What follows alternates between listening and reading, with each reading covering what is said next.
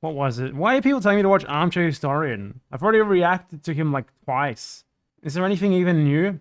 Wait, let's see if he mentions what Churchill did to India during World War II in this video about the Indian perspective. So, is there a mention of the Bengal famine? Okay, here, Bengal famine. Up to a direct Japanese invasion, with Bengal first on the block.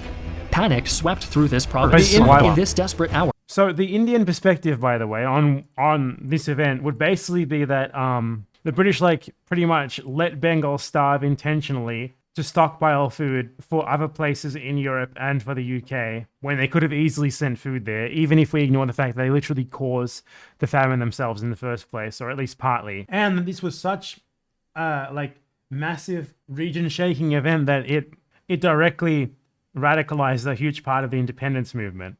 So let's see how much of an Indian perspective this is. I guarantee you it's not going to be an Indian perspective at all.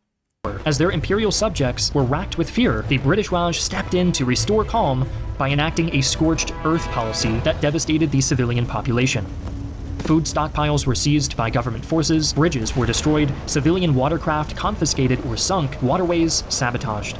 If the Japanese invaded Bengal, they would inherit a ruin.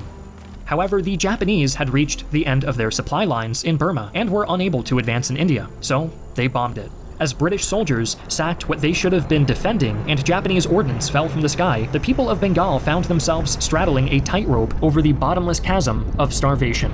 Fishermen had no craft with which to ply their trade. Farmers had no crops nor way to get them to market if they did. So far, so good. In 1942, the ravening claws of hunger would snare India in their clutches. The Bengal famine had begun. The famine was a tragedy within a tragedy, an epidemic of hunger and disease that saw between 2 to 3 million people die. While the dominant narrative for some time has been that extreme weather was a leading cause of the tragedy, more modern research seems to indicate British policies in India as the chief cause of the famine. Indian-American scientist and journalist Madhushree Mukherjee posits that overexploitation of Indian resources by British leadership directly caused the famine, with London continuing. God, he butchered her name. The thing with famines is that there's no such thing as a natural famine. Remember that whenever some moron talks about, like, the Holodomor, there's no such thing as a natural famine. All famines are preventable, at least deaths are preventable. Like, you can have a crop failure in a specific region, right? But there's always enough food in other places to relieve that region. And if the food doesn't get there, it's because someone decided that it shouldn't. Or, you know, they were too slow in deciding that it should at the very least. So remember that. That's another thing, like, a part of the initial causes for the Bengal famine was a cyclone. But the reason why the famine was so bad is because obviously the British didn't give a fucking shit about sending food. And they just let people die. To pull tons of rice from India, even as leaders of the Raj begged for emergency food aid.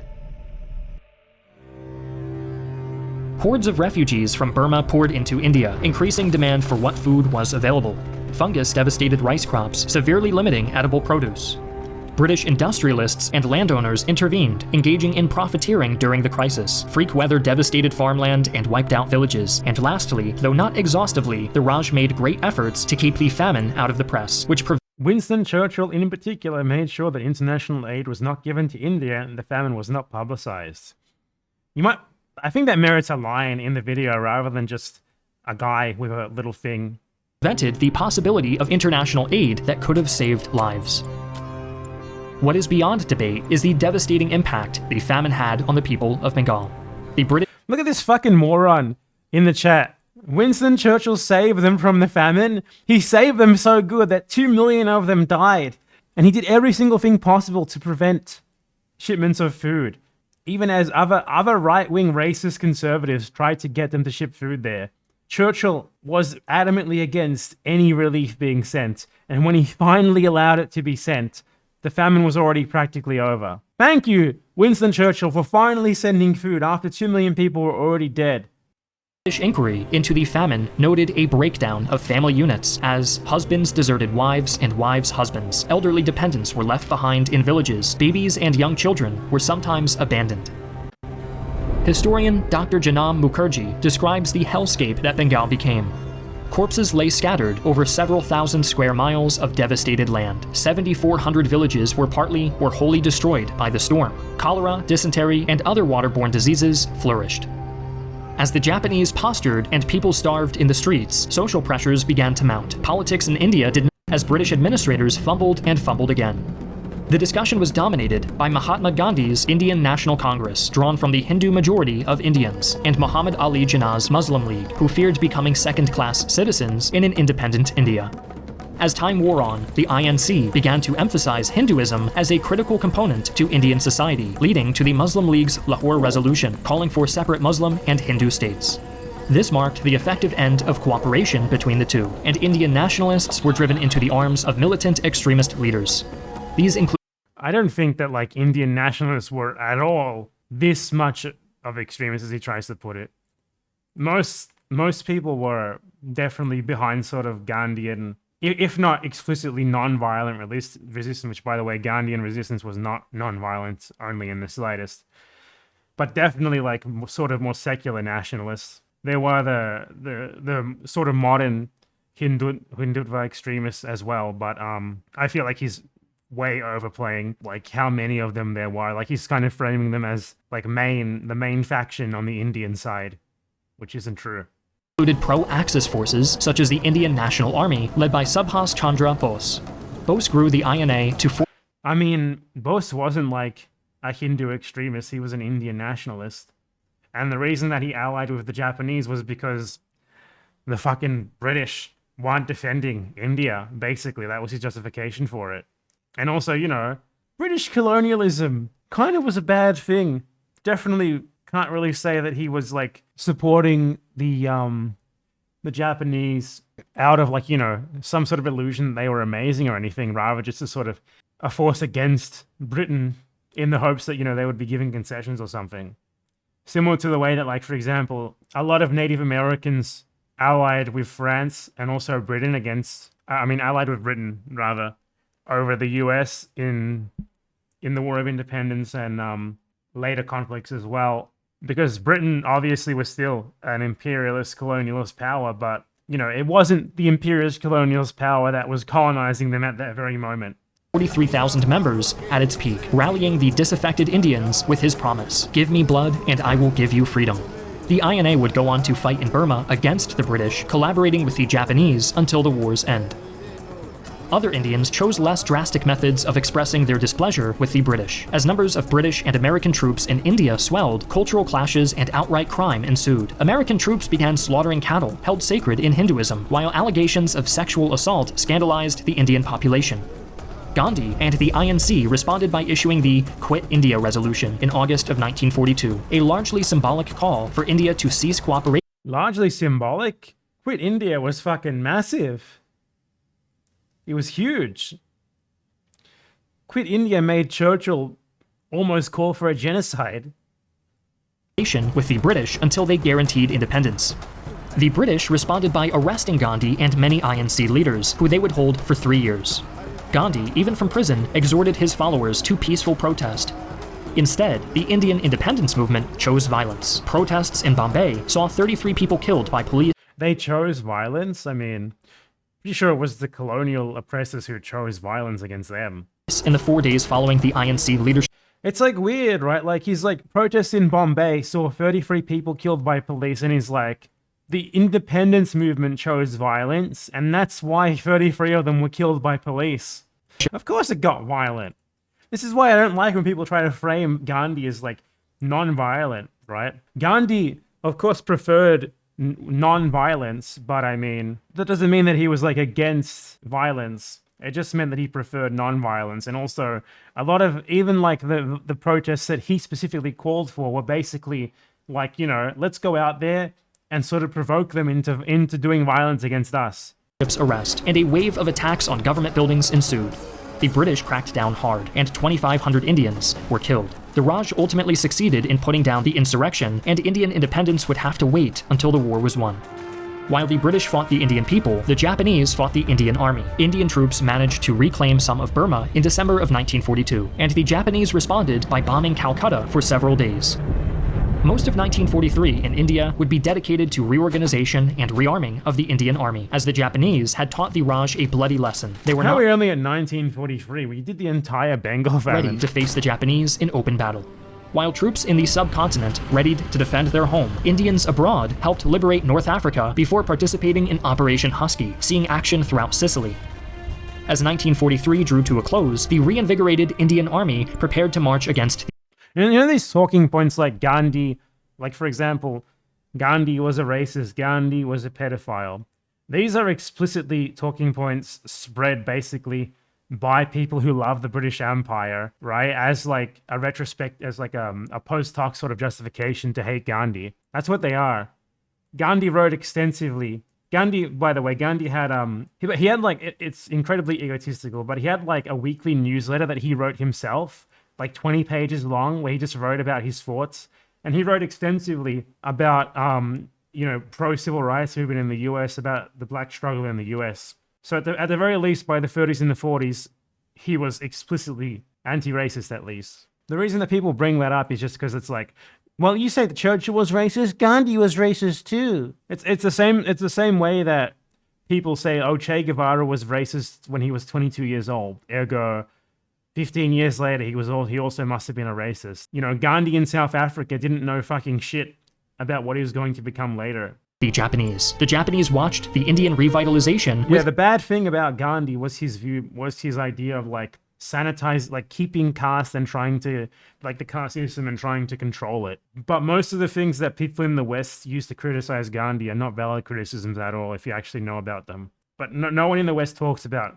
It's Indians and Pakistanis maybe who bring up like Gandhi's attempts to reform, like idea of reforming the caste system. Not like the people who I'm talking about who just like superficially say Gandhi was a racist. Look what he wrote when he was in South Africa 30 years before this. Concern, and decided they needed to once again launch a surprise attack to keep the initiative. In March of 1944, they enacted their plan, dubbed Operation Yugo, which saw intense fighting on the Burmese border. The Indians stood against the Japanese at the border towns of Imphal and Kohima. The determined Indians stood their ground against the Japanese invasion, and come July, their foe had no choice but to break off the attack. The Indian National Army, under Bose, fought in the Japanese attack and along with civilian collaborators rendered aid and comfort to the retreating Japanese. As the Allies gave chase to the Japanese and encountered these collaborators, they chose honey over vinegar, sending doctors and food supplies to the isolated villages that had helped the Japanese. In this way, they hoped to win the locals back to the Allied side rather than punish them for collaborating. August brought an Allied drive deep into Burma, and the bloody and brutal campaign to liberate the country merits its own video. Regardless, May of 1945 saw the Indian Army successfully capture the Burmese capital. For India, the war was over. And the end could not have come soon enough. Food shortages were rampant even after the official end of the Bengal famine in 1944, and basic necessities. The British government would attempt to blame the famine on the Bengali people, accusing them of hoarding food and supplies. That seems like something you should mention as well. But, you know, this was something that this guy does a lot, is that things that he thinks make people who he's sympathetic to look especially bad, but that he kind of has to mention or he's going to get criticized for not mentioning them. He puts them in these little bubbles that most people will ignore. Like cloth were in equally short supply. Demobilization meant an epidemic of unemployment as war workers were unceremoniously laid off. Members of the INA were arrested and interrogated, but public outcry saw many of them spared prosecution. Some Indians saw the INA as a legitimate member of the independence movement rather than Japanese. Not just some, literally everyone. Like massive public outcry made it so that the collaborators with Japan couldn't be prosecuted by the British because they would have sparked literally like a full-scale armed revolution all across India if they'd done it. Because people really did see them as patriots. Even people who had fought with the British saw them as like, you know, patriots for independence. And that also really bothers pro-British imperialism people. Quislings. Speaking of independence, the British agreed to discussions with Indian leaders regarding the possibility of Indian statehood and released political prisoners as an opening gesture, including Gandhi. Independence soon became an inevitability. The main thing that made Indian independence possible was the end of Churchill being PM. Churchill was vehemently against Indian independence. He kind of makes it out like, you know, the British government was like, yeah, let's go, when that's not really what happened. And Indian statehood. Like, if Attlee hadn't won in 1945, Churchill's plan was basically to, like, keep India British by military force, turn it into like even abolish like the fake democratic institution that they set up there, and turn it into like a colonial dictatorship. I think that merits mentioning, but you know. Good talks opened. Tensions between Hindus and Muslims were a key issue of the negotiations, leading to an agreement to partition the colonial territory into the... No, Gandhi didn't support the caste system explicitly. He supported, like, reforming it. He wanted people to, like, keep their caste identity but remove the economic privileges from it, which I don't even know how that would work, but, you know, he wasn't like, we need to maintain the hierarchy, the social economic hierarchy. He was like, oh, you know, we can't just get rid of these sort of identities or whatever, and it was very weird. But it wasn't like he was in favor of caste privilege and stuff like that. Hindu state of India and... I mean, if he was, he wouldn't have been murdered by a Hindu nationalist, okay? The Muslim states of Pakistan and East Pakistan, now known as Bangladesh. The results of these negotiations are outside the scope of our discussion today, but suffice to say, the liberated colony would experience some growing pains. India would go into the Second World War as a colony and emerge a pair of nations. In terms of military dead, India lost 87,000 soldiers in the fight against the Axis. But accounting for civilian dead in the Bengal famine and other incidents, the death toll rises to a staggering 2.2 million at a minimum. The Indian economy was devastated by the war, despite being on the winning side, and the country remains economically troubled into the modern day. Nevertheless, India was able to throw off the shackles of colonialism, kicking off a wave of decolonization in the aftermath of the Second World War. It is no hyperbole to say that Indian troops and materiel were a substantial contribution to the total Allied war effort, a contribution paid for in the spilled blood and empty stomachs of those living on the subcontinent. I mean, it wasn't that bad. This might be the only video that I've seen from him that could actually reasonably, like, even 50% be called the perspective of the people who he claims it is. So yeah, it was okay. Not nearly as bad as his other videos, like the Cuban and Vietnamese perspective ones were really bad. I mean, you could have just called them American perspective.